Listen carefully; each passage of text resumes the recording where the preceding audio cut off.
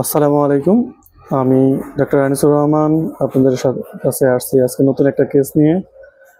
একটা পেশেন্টের একটা এক্স-রে দেখতে পাইতেছেন আপনারা। দেখেন এক্স-রেতে হচ্ছে বোঝা যাচ্ছে, স্পষ্ট বোঝা যাচ্ছে যে ওনার কয়েকটা সিভিয়ার ডিস্ক প্রলাপস আছে, ডিস্ক স্পেস কম আছে।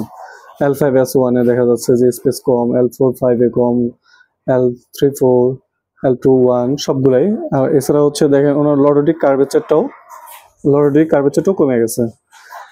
এর সাথে সাথে হচ্ছে ওনার অস্টিওফাইট ফরমেশন আছে,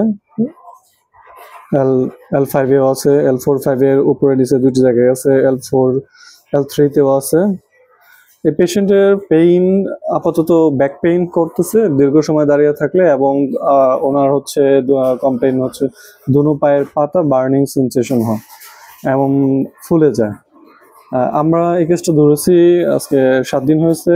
মোটামুটি ওনার এখন আর ব্যাক পেইন নাই, পায়ে বার্নিং সেন্সেশনটা কিছুটা আছে। আশা করি আগামী 7 দিনের মধ্যে এটাও চলে যাবে।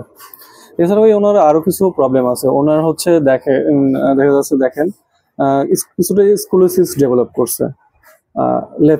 লেফট সাইড টাইট হওয়ার কারণে রাইট সাইডটা একটু বাঁকা দেখা